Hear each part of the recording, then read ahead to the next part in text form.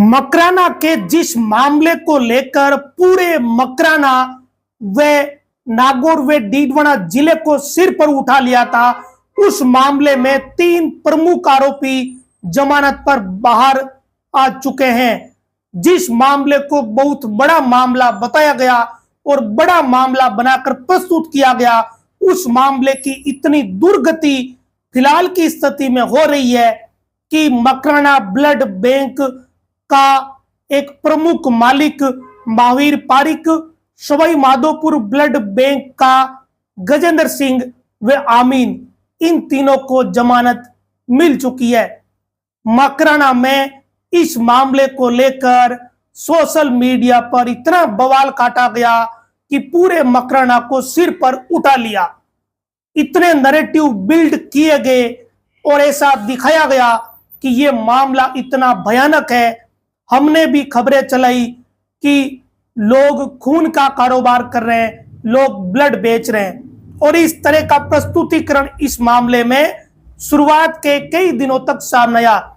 लेकिन इस मामले का कानूनी स्तर इतने निचले स्तर का है कि पूछिए मत, और इसकी सच्चाई पता चलती है कोर्ट द्वारा दी गई जमानत का आदेश पढ़ने पर। जैसे ही कोई भी आम व्यक्ति एडीजे कोर्ट ने जो जमानत महावीर पारिक को दी है, उस जमानत का आदेश पढ़ेगा तो उसे समझ आ जाएगा कि ये खेल दरअसल है क्या, किस बेस पर जमानत मिली है, जो मामला कागजों में है वो क्या है, और दुनिया भर में जो दिखाया जा रहा वो क्या है। एक तरीके से केवल सोशल मीडिया पर ही मकराना को सिर पर उठाया गया। हकीकत में कागजों में जो एफर्ट्स, जो प्रयास करने थे वो हुए ही नहीं। या इसका दूसरा पक्ष एक और भी निकलकर सामने आ सकता है कि जैसा दिखाया गया वैसा था भी या नहीं। ये भी इस वक्त सवाल खड़ा हो रहा है, क्योंकि महावीर पारिक के वकील ने कोर्ट में जो दलील दी है उसमें इस बात का जिक्र किया है कि उन्हें बदनाम करने की कोशिश के तहत ये सब कुछ हुआ है, उनकी सामाजिक प्रतिष्ठा धूमिल करने की कोशिश के तहत ये हुआ है। ये वकील का तर्क रहा। कोर्ट में ऐसे तर्क दिए भी जाते हैं। सवाल यह है कि आज इस मामले की यह स्थिति है, तो जब चालान पेश होगा तब इस मामले की क्या स्थिति बनेगी। आज ही अगर यह हालत हो गई, ऐसे में सवाल यह भी खड़ा होता है कि जो दिखाया गया वो दरअसल है भी या नहीं, और जिस बेस पर यह गिरफ्तारी हुई है, जो एफआईआर कटी है और जो कोर्ट में अब तक की डिटेल आई है, वो बहुत अलग है। जो बातें सोशल मीडिया पर चल रही है उससे बहुत हद तक अलग है। सोशल मीडिया पर या जो दिखाया गया लोगों को, वो खून का कारोबार दिखाया गया, जबकि एफआईआर में तो अलग ही चीज का जिक्र है। ये सवाल जरूर पैदा होता है कि ये हुआ कैसे, किसने ये सब कुछ रचा, कौन क्या कर रहा था, मकराना ब्लड बैंक के लोग क्या कर रहे थे। ये अभी भी सवाल बना हुआ है। ये भी सवाल बना हुआ है कि मकराना ब्लड बैंक का पीछा कौन कर रहे थे, वो क्यों पीछा कर रहे थे, उसके पीछे का कारण क्या है। और जमानत का आदेश पढ़ने पर इतनी चीजें साफ होती है कि लगता है कि दुनिया में एक सिस्टम बन गया कि सिर्फ सोशल मीडिया पर चलो, ग्राउंड पे कुछ करो ही मत, कागज में कुछ करो ही मत। तो जब आप कागज नहीं दौड़ाओगे, कोई प्रयास नहीं करोगे, तो कोर्ट कचहरी सोशल मीडिया से नहीं चलती, वहां कागज चलाने पड़ते हैं। और ये जो स्थिति है इस मामले में, जमानत का आदेश पढ़ने के बाद बहुत सारी चीजें स्पष्ट हो गई है। और अगर किसी की कोई नहीं मानता तो कम से कम कानून की बात तो माननी पड़ेगी, क्योंकि एडीजे कोर्ट ने जमानत दी है तो कोर्ट ने सोच समझकर ही जमानत दी होगी, मौजूदा तथ्यों को परखने के बाद ही जमानत का निर्णय लिया होगा। इसे समझना कोई रॉकेट साइंस नहीं है कि जमानत कैसे मिली। जमानत ऐसे मिली है कि जो बेस महावीर पारिक के वकील ने रखा वो वहां मजबूत साबित हुआ सरकारी वकील के सामने। जो एफआईआर कटी, जो आरोप महावीर पारिक पे लगा, उस आरोप में अभी तक पुलिस वैसा अनुसंधान नहीं कर पाई, तो फिर जमानत तो मिलनी थी और हो गई जमानत। अब जो स्थिति बन गई है उससे बहुत सारे सवाल पैदा हुए हैं कि जो दिखाया गया ठीक ठीक वैसा ही है क्या, या कुछ अलग है। अब इसका पता सब कुछ कब चलेगा? जब इस मुकदमे का चालान पेश हो जाएगा या इस मुकदमे की जांच पूरी हो जाएगी, क्योंकि लोग मुंह से तो कुछ भी बोल देते हैं, उसका कुछ नहीं बढ़ता कोर्ट कचहरियों में, पुलिस के जांच में कुछ उसका लेना देना नहीं होता। आप सार्वजनिक रूप से सोशल मीडिया पर या मीडिया के सामने कुछ भी कहो, जब तक आप कागज में वो चीजें नहीं होगी तो कोर्ट कचहरियों को उससे कोई लेना देना नहीं है। कोर्ट कचहरी को या पुलिस को लेना देना होता है सबूत से, दस्तावेज से, और इस बात से मतलब होता है कि किसके साथ क्या हुआ, इस पूरे मामले में किसका खून बिका, किसके खून का दुरुपयोग हुआ। ये बहुत सारे सवाल ऐसे ही रह गए। इतनी पेचीदगियां रही इस मामले में, लेकिन केवल बातें हुई। ऐसा नहीं है कि जिस बात का जिक्र मैं आज कर रहा हूं वो लोगों को समझ नहीं आती, लोगों को पहले से सारी समझ आती, लोग बहुत होशियार हैं। ऐसा नहीं है कि मैं आज कह रहा हूं तो मेरा ही ये दिमाग चला है कि मुझे ये बात सूझी, ऐसा बिल्कुल नहीं है। लोग बहुत होशियार है, लोगों को बहुत सारी बातें पता चलती है। लेकिन आप जब इतना हो हल्ला कर रहे हो तो कम से कम कुछ कागज तो दौड़ाते। अगर किसी के ब्लड का दुरुपयोग हो रहा था, जिसने खून दिया, तो उसकी तरफ से तो मुकदमा होना चाहिए था। कोर्ट कचहरी में जाते अगर सीधा पुलिस मुकदमा नहीं कर रही थी। तो यहां स्थिति बिल्कुल ऐसी हो गई कि वो लोग ठगा हुआ महसूस करेंगे जिन्हें ये लगा कि हमारा खून तो बिकने के लिए जा रहा था। जिनको ये बात लगी कि हमारा खून तो बिकने के लिए जा रहा था, वो आज ठगा हुआ महसूस करेंगे ये जमानत होने के बाद। अब सच क्या है ये तो पुलिस की जब जांच पूरी होगी तब पता चलेगा। इस अभी जो जमानत का आदेश मैंने पढ़ा उसके बाद ये कह सकता हूं मैं कि सच तभी पता चलेगा जब पुलिस की जांच पूरी हो जाएगी। अब तक जो बातें थी वो आरोप की शक्ल में है, किसी को दोषी ठहराना इतना आसान है नहीं। अब सांबर की अपर जिला एवं सेशन न्यायाधीश नीरज बांबू की कोर्ट ने जमानत दी है। महावीर प्रसाद पुत्र स्वर्गीय भंवरलाल निवासी बोरावड़ ने जमानत लगाई और इन्होंने ट्रस्ट बना रखा है मकराना ब्लड सेंटर। जो एफआईआर है जोबनेर थाने की 23/2025, इसमें आप जो धारा में अभी आपको बता रहा हूं, आप गूगल जाके करना, आपको पता चल जाएगा कि धाराओं में भी दम नहीं था। धारा है 27 औषधि और प्रसाधन सामग्री अधिनियम एवं धारा 276, धारा 277, धारा 125, धारा 303/2, धारा 61/2 ए बीएनएस की ये धारा। इसके तहत 4 फरवरी को इस पूरे मामले में ये प्रक्रिया हुई। अब इस पूरे प्रकरण में जो वकील पेश हुए वो महावीर पारिक की तरफ से नरेंद्र कुमार पारिक और अपर लोक अभियोजक पेश हुए सरकार की तरफ से नवीन शर्मा। और 12 फरवरी को महावीर पारिक को जमानत मिल गई। महावीर पारिक के साथ 2 और लोगों को जमानत मिली है, 3 लोगों को जमानत इसमें मिल चुकी है। कोर्ट ने इस पूरे मामले में केस डायरी का भी अवलोकन किया और दोनों पक्षों को सुना, उसके बाद ये फैसला दिया है। अब इस मामले में कुछ ऐसी चीजें रखी गई है या ये तर्क दिए गए हैं जो तर्क अपने आप में कई तरह के नए सवाल पैदा कर देते हैं कि पुलिस ने तो मुकदमा दर्ज कर लिया कि पुलिस के पास ये सूचना आई थी कि क्रेटा गाड़ी है RJ37CA 8338, ये 26 जनवरी को कंट्रोल रूम पर इतला मिली, नाकाबंदी करवाई, क्रेटा को जब्त किया, उसमें ब्लड के बैग मिले। इसके बाद औषधि नियंत्रक विभाग की टीम को सूचना दी गई वगैरह वगैरह। ये सारी कानूनी प्रक्रिया और जो धाराएं मैंने आपको बताई उसके तहत मुकदमा हो गया। अब उसके बाद अनुसंधान पुलिस ने शुरू किया।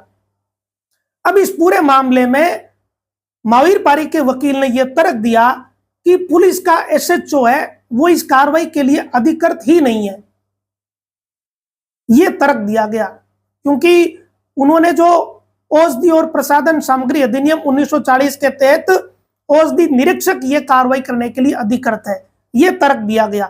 अच्छा, अब जब इन्होंने ये तर्क दिया और उसके साथ ही एक हाईकोर्ट के आदेश की नजीर भी प्रस्तुत की, यानी जब भी जमानतें लगाई जाती है तो कोई पुराने आदेश का हवाला दिया जाता है।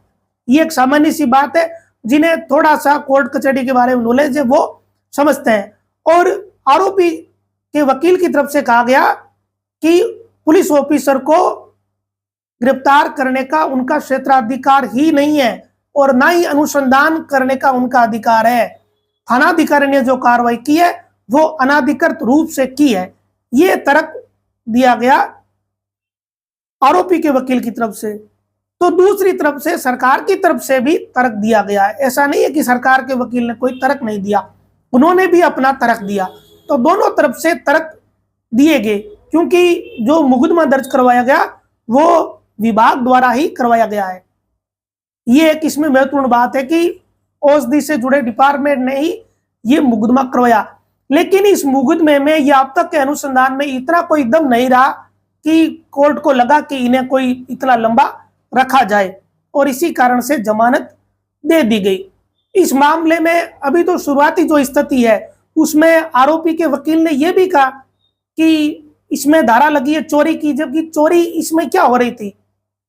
परिवादी या किसी भी बयान देने वाले व्यक्ति ने खून की चोरी होना या जो ब्लड के बैग है उनको चोरी होना बताया ही नहीं। किसी ने नहीं कहा कि मेरा खून चोरी हुआ है, या किसी ने नहीं कहा कि हमारे खून का बैग चोरी हुआ है। तो ये भी इसमें स्थिति बनी, यानी इतनी सारी पेचीदगियां थी, कमियां थी, और जिस तरीके से धाराएं लगी उन धाराओं के आधार पर अनुसंधान जो शुरू हुआ उसमें कुछ निकला नहीं। जब नहीं निकला तो जमानत होनी थी। ठीक जो धाराएं लगाई गई, अगर वैसा वैसा आरोप मिलता तब तो ये लोग इतनी आसानी से जमानत नहीं ले पाते। और इसके अलावा एक और बड़ा तर्क दिया गया। अब इस मामले में जो मैं तर्क बता रहा हूं, ऐसा नहीं है कि मैं कोई आरोपी का पक्ष ले रहा हूं, क्योंकि ये हो गया भाई। और ये जो कोर्ट का आदेश है जमानत का, उसको मैं पढ़कर आपको बता रहा हूं, क्योंकि ये बताना जरूरी है ताकि लोगों को समझ आए कि जो चीजें सोशल मीडिया पर चल रही है और जो कागजों में चल रही है वो कितनी अलग है। हमें भी नहीं पता था कि कागजों में इतनी अलग है क्या। अब इस पूरे मामले में आरोपी के वकील की तरफ से कुछ और भी तर्क दिए गए हैं। उसमें यह कहा गया कि महावीर पारिक तो खुद मकराना ब्लड बैंक के पदाधिकारी के रूप में वहां रक्तदान शिविर आयोजन करने का बागी था और उसे मौके पर गिरफ्तार नहीं किया गया, क्योंकि मौके पर तो क्रेटा कार में और लोगों को गिरफ्तार किया गया। ऐसी परिस्थिति में उन पर यह आरोप क्यों बने, जबकि वो तो खुद वहां मौजूद थे उस शिविर में, और ना ही उनका कोई आपराधिक रिकॉर्ड है। तो इस तरीके के तर्क दिए गए ताकि जमानत मिले, और आखिर में 50-50 हजार रुपए के मुचल के भरवाए गए और जमानत मिल भी गई। और ये कोर्ट ने कहा कि वो अनुसंधान में पूरा सहयोग करेंगे, अपराध की पुनरावृत्ति नहीं करेंगे, गवाहों और साक्ष्यों पर विपरीत प्रभाव नहीं डालेंगे, बिना न्यायालय की अनुमति के भारत को छोड़कर नहीं जाएंगे, और अनुसंधान अधिकारी औषधि नियंत्रक की जो टीम है वो जब भी जांच के लिए बुलाएगी जाएंगे, उन्हें दस्तावेज देंगे, रिकॉर्ड देंगे। ये चीजें कोर्ट की तरफ से कही गई है।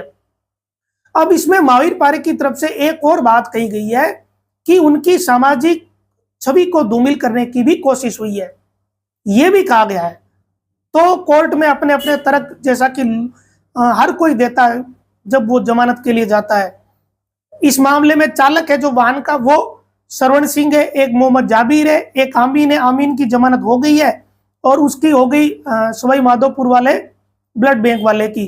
तो 3 की जमानत हो गई, बाकी की अभी देखिए, हो सकता है कि उनकी भी हो जाए, क्योंकि इनकी बेल हो गई। तो अभी मुझे अपडेट नहीं है कि सुनने में आ रहा है कि उन्होंने भी जमानत लगाई है। तो लोग जो जेल जाते हैं वो जमानत तो लगाएंगे ही लगाएंगे।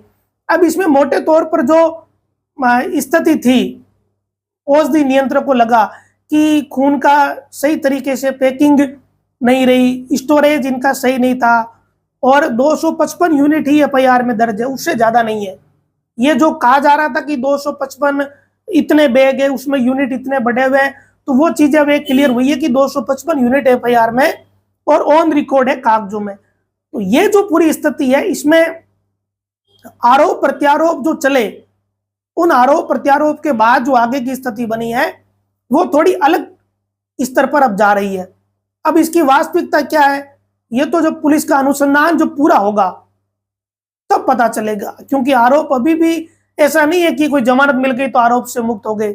जमानत मिलने से कोई आरोप से मुक्त नहीं होता। अभी पुलिस जब अपनी जांच पूरी करेगी तब जाकर ये चीज पता चलेगी। अब इसमें कुछ चीजें जो पुलिस के बयान थे या पुलिस ने पूछताछ में जब चीजें कबूली आरोपियों ने, तो भाई पुलिस के जो बयान होते हैं, जो पुलिस के सामने जो बयान दिए जाते हैं, उनका कोर्ट में क्या बनता है सबको पता है। थोड़ा सा पढ़ा लिखा उसको पता है कि पुलिस ने जो बयान दर्ज किए हैं या लिए हैं उनका कोर्ट में क्या रहेगा, कुछ नहीं रहता। आदमी नट जाता है कोर्ट में जाकर कि पुलिस ने मेरे से जबरन बयान लिखवाए, यही होता है। क्योंकि कौन ये कहेगा कि मैंने पुलिस के सामने ये बयान दिए थे और ये मेरा बयान सही, कोई नहीं कहता। जेल किसको जाना है, जेल तो किसी को नहीं जाना। तो इस पूरे मामले में ये स्थिति बनी है। जिस मामले में इतना बवाल काटा गया, उस मामले की बड़ी बुरी स्थिति इस वक्त लग रही है। अब आगे पुलिस का अनुसंधान किस स्तर का होगा, ये पुलिस के अनुसंधान अधिकारी पर निर्भर करेगा। फिलहाल जमानत दे दी गई है। राजनीतिक द्वेषता का भी जिक्र किया गया है, सामाजिक छवि धूमिल करने का भी आरोपी महावीर पारिक के वकील ने कोर्ट में लगाया है जब जमानत पर सुनवाई हुई, और कहा कि वो समाज सेवक है, ब्लड डोनेशन कैंप वो आयोजित करते रहते हैं। एक बात और कही गई है कि इसमें कोई हम अकेले नहीं थे, और वो बात आई पहले भी कि अजमेर से 9 प्रशिक्षित व्यक्ति आए थे और नागौर के जेलन अस्पताल से 7 और रक्त केंद्र यानी ब्लड बैंक से जुड़े हुए लोग मौजूद थे और 4 स्टूडेंट थे, और कुचामन सिटी से भी 9 जो प्रशिक्षित व्यक्ति है जो ब्लड कैंप में जाते हैं उनको नियुक्त किया था, और उनके द्वारा ही इस शिविर का संचालन करवाया जा रहा था। महावीर पारिक का इससे कोई लेना देना नहीं है। ये उन्होंने जमानत के दौरान ये बात कही है और इस तरीके के तर्क दिए गए। वैसे मकराना में खूब सारे लोगों तक ये बात पहुंच गई होगी जो मैं बता रहा हूं, लेकिन कुल मिलाकर इस मामले में स्थिति जो सोशल मीडिया पर चल रही थी वैसी है नहीं। जो अभी भी आरोप जो लग रहे हैं वो एक अलग बात है, लेकिन कोर्ट में या पुलिस ने अब तक जो अनुसंधान किया उसमें इतना नहीं है जितना बवाल बाहर काटा जा रहा है। अब सच क्या है ये उस दिन क्लियर होगा जिस दिन पुलिस का अनुसंधान पूरा होगा। जिस दिन पुलिस चालान पेश कर देगी उस दिन पता चलेगा कि ये लोग खून का कारोबार कर रहे थे या नहीं कर रहे थे। क्या ये रक्त पापी है, क्या इन्होंने लोगों का खून बेचा, ये सवाल कई तरह के हैं, लेकिन ये अभी सवाल और गहरे कुएं में धंस गए। जितने ये सवालों के जवाब नजदीक दिख रहे थे उतने नजदीक है नहीं। अब जमानत मिल गई है, अभी केस चलता रहेगा और जो सवालों के जवाब है और गहरे कुएं में चले जाएंगे। अभी और इंतजार करना पड़ेगा जब तक पुलिस चालान पेश करती है तब तक। इस पर आप अपनी कोई प्रतिक्रिया देना चाहते हो तो कमेंट बॉक्स में जरूर देवें। नमस्कार।